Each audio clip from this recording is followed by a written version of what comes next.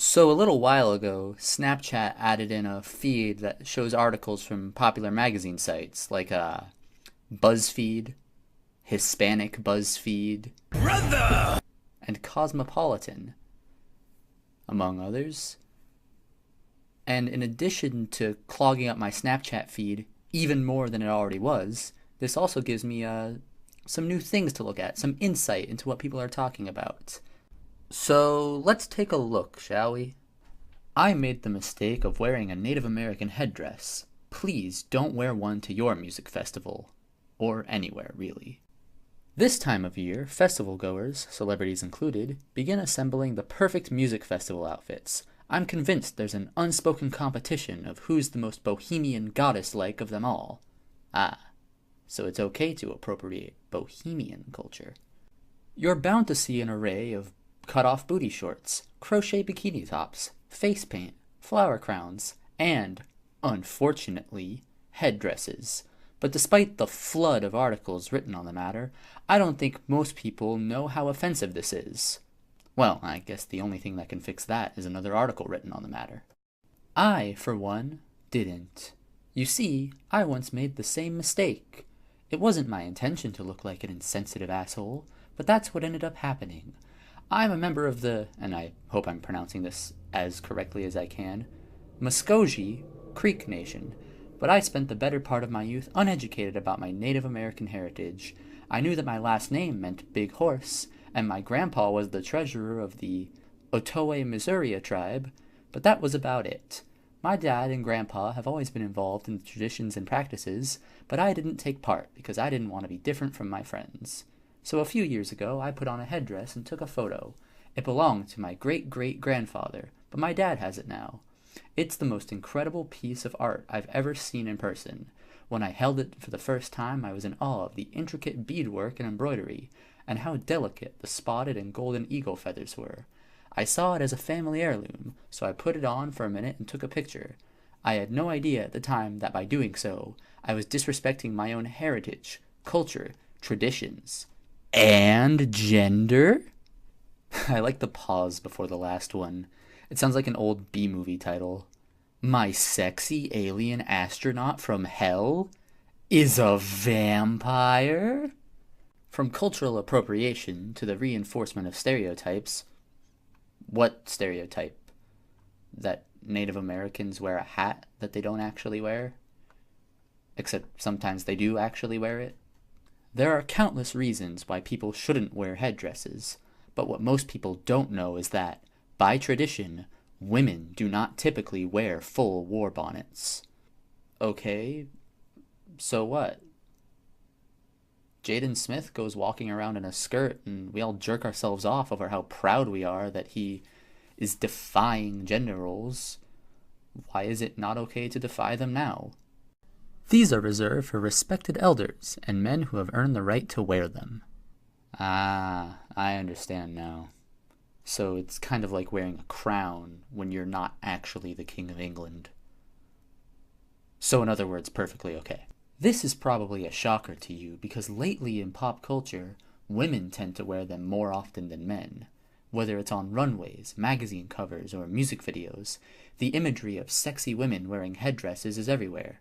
I see stuff like that maybe once in a blue moon. But a woman wearing a headdress is offensive.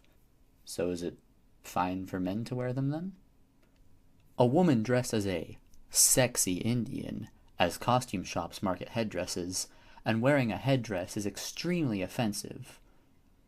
I would soon come to learn this. And then there's two pictures of people wearing headdresses. The one on the right, yeah, I'd say the one of the runway model, that's definitely meant to be like a sexy costume, but the woman on the left, she's just wearing clothes. There's not really anything like meant to be sexy about that. After I took the photo, I posted it on Facebook and went about my young, ignorant life. I got a lot of likes and comments saying how cool it was, those bastards. But I didn't really think about it again until a couple of months later, when I was skimming through my Facebook feed and saw something a female family member of mine posted. Well, why should we listen to her? Women aren't allowed to be in charge, remember? So then we get this image. No better way to spread a message about sexual assault than through an impact font meme.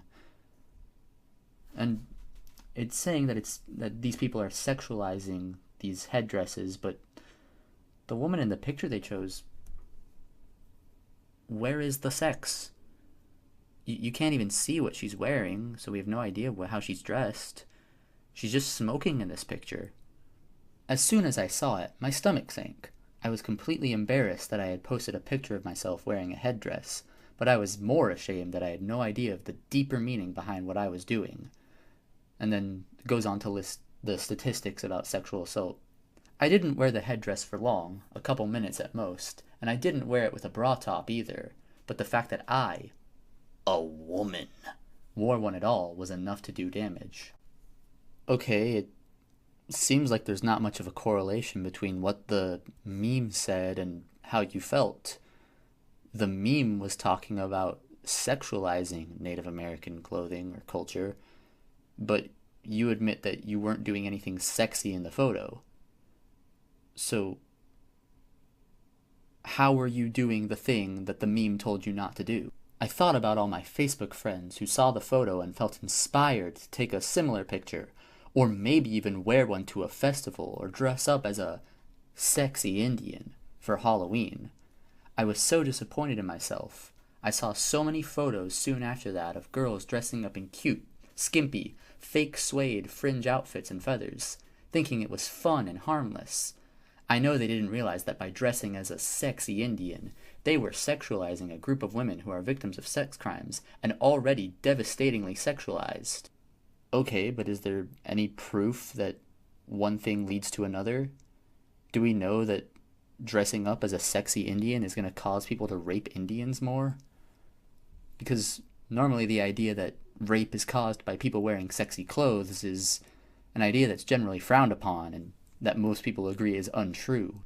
I didn't know that by wearing that headdress years ago, I was tapping into deeply rooted issues that our country's native people have been suffering through for many years.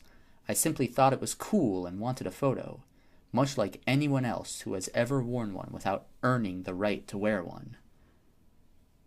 Okay, so wearing a headdress will cause more rape to happen, but wearing a headdress that you've earned the right to wear won't cause any more rape to happen?